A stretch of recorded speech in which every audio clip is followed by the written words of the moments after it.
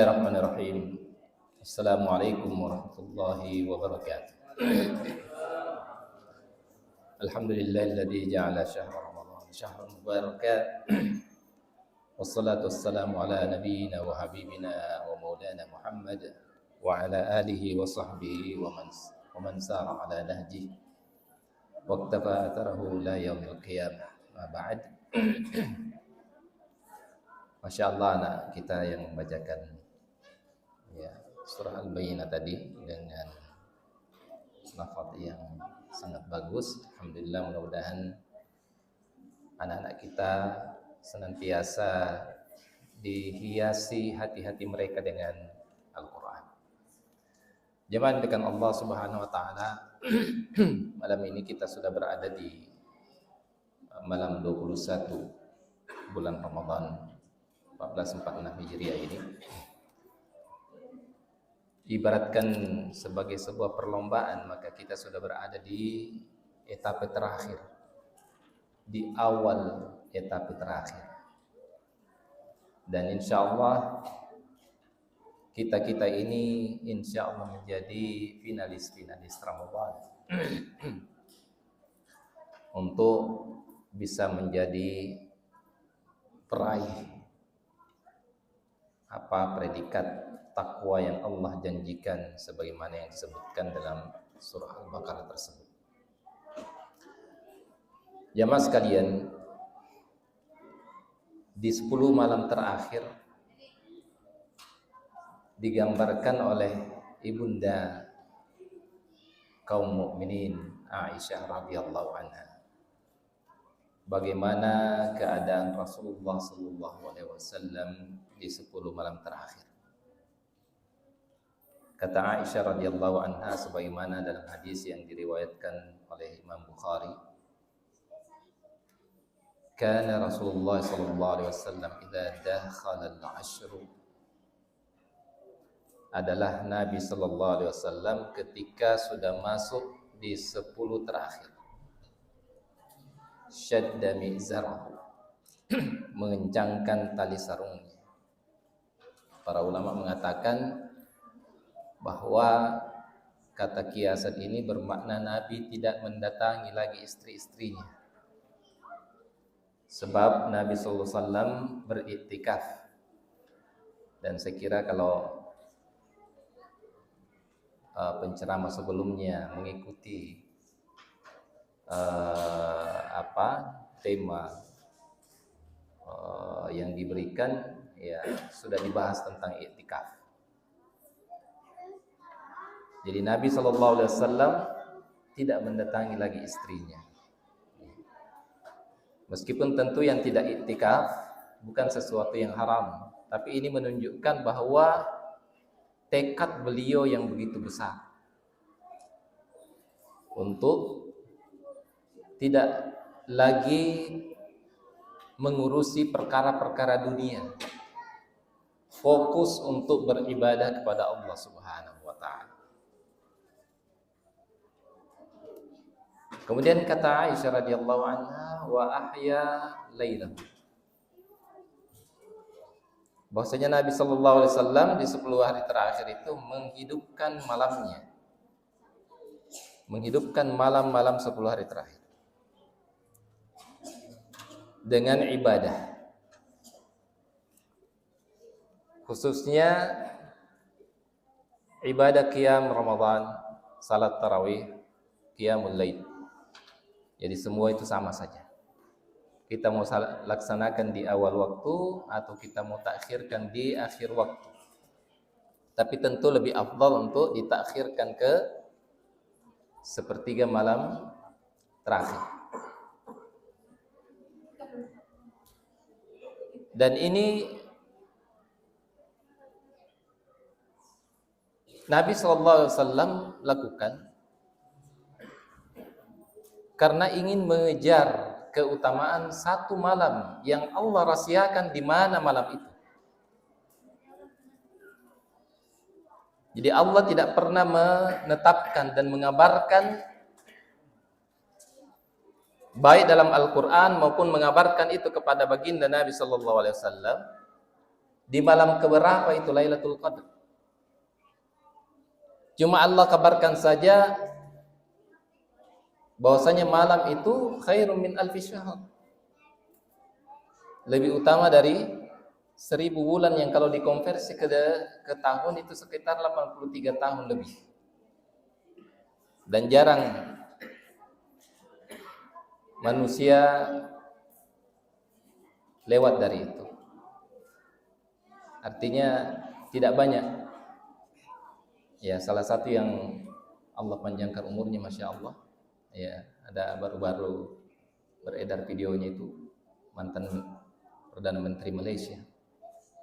Tahun ini di bulan 6 nanti ini dia sudah berusia 100 tahun. Dan di video itu dia masih berjalan-jalan di pasar tradisional di Malaysia itu. Ya. Dan masih menanyakan harga, masih ya bertanya banyak hal. Jemaah sekalian. Nah, beribadah di malam Al-Qadar itu lebih dari 83 tahun. Apapun ibadah yang kita lakukan,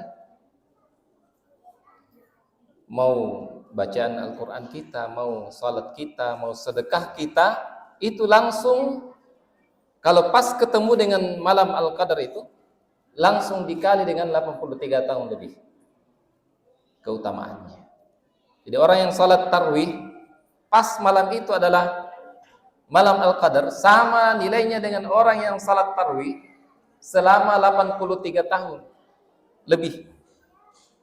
Bagaimana kalau setiap tahun dalam kehidupan kita ini, sejak kita akil balik, kita selalu menjaga itu, menjaga 10 hari terakhir, ibadah-ibadah yang kita lakukan, insya Allah ada yang kena dengan malam Al-Qadar. Nah, ini alasannya kenapa Nabi SAW hidupkan itu malam-malam, karena ingin mencari keutamaan malam Al-Qadar. Taharraw lailatal qadri fil ashril awakhir. Kata Nabi SAW, cari-carilah malam Al-Qadar itu di 10 hari terakhir. Bukan cuma di ganjilnya. Iya. Karena kalau pas hari Ramadan itu 30 Ramadan, ya, kemungkinannya tahun ini 30 Ramadan. Ya. Kalau kita pakai hadis yang hitungannya dari disebutkan 9 terakhir, 7 terakhir dan seterusnya, itu pasti kenanya malam genap.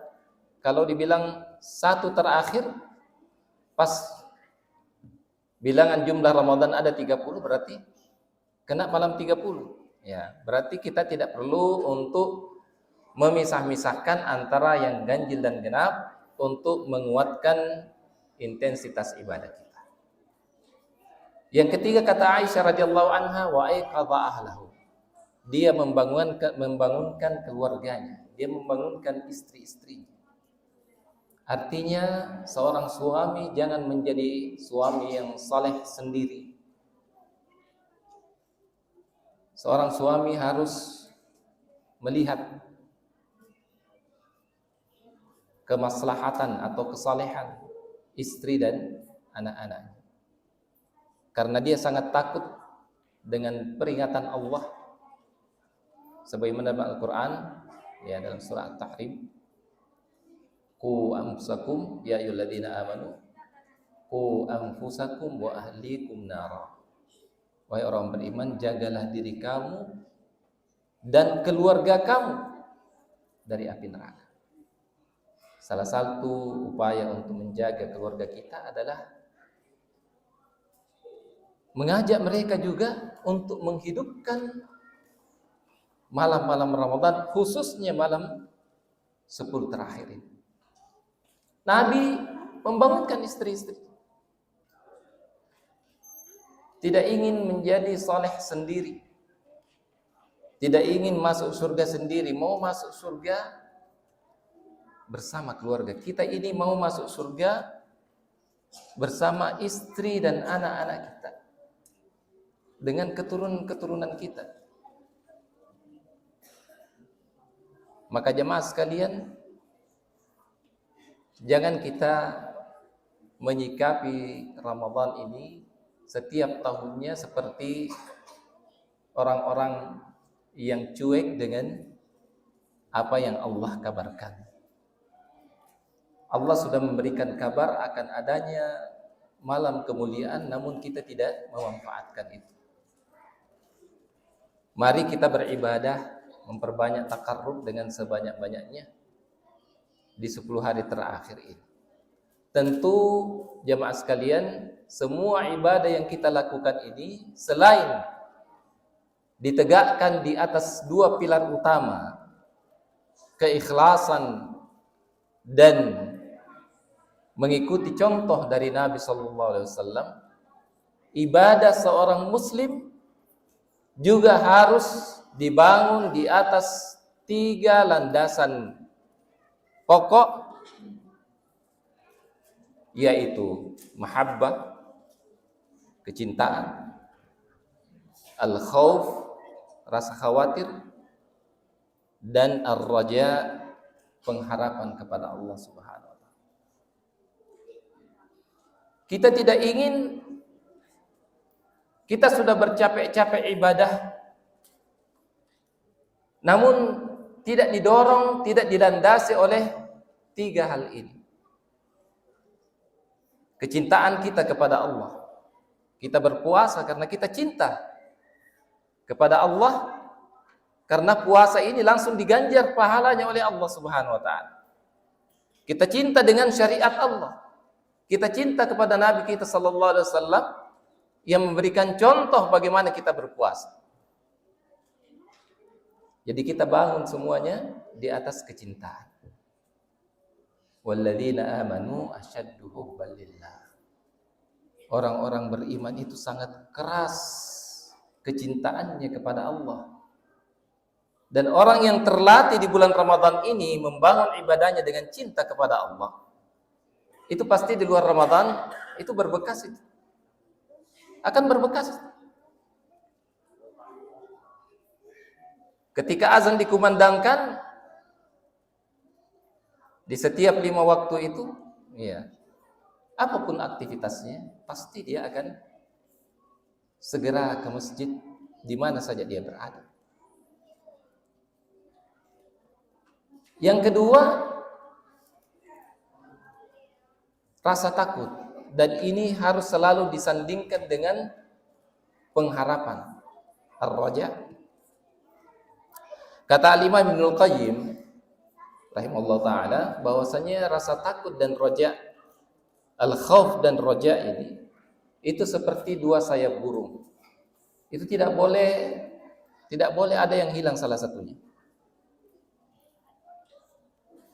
Karena Allah Subhanahu wa taala memberikan isyarat di dalam Al-Qur'an bahwa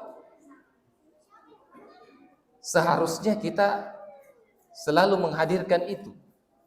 Dua hal ini. Rasa khawatir kita, rasa takut kita,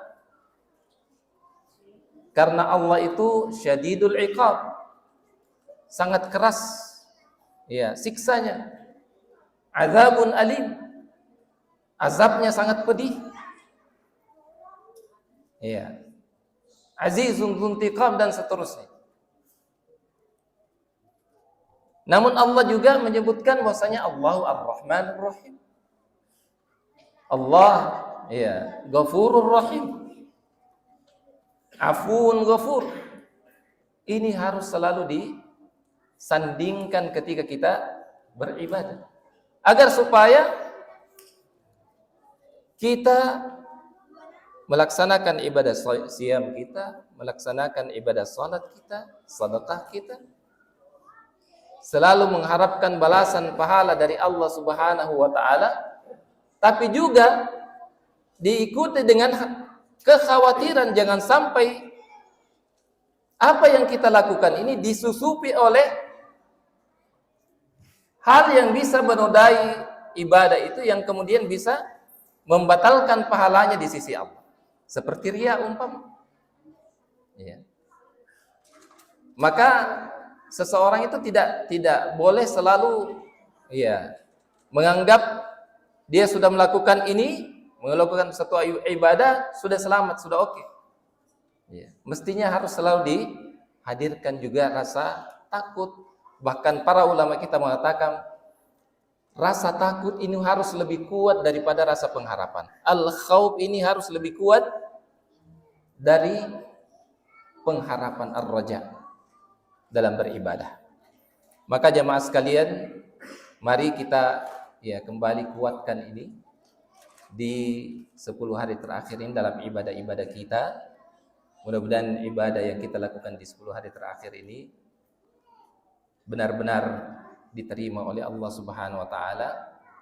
Khususnya kita berdoa semoga kita mendapatkan malam Al-Qadar, malam yang dimuliakan, yang ibadah di dalamnya Allah Subhanahu wa taala ganjar pahala yang sangat besar.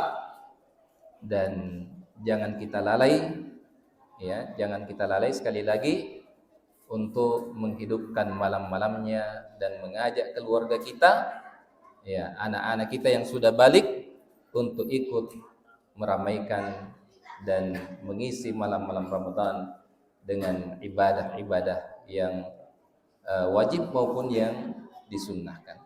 Mudah-mudahan apa yang kami sampaikan bermanfaat.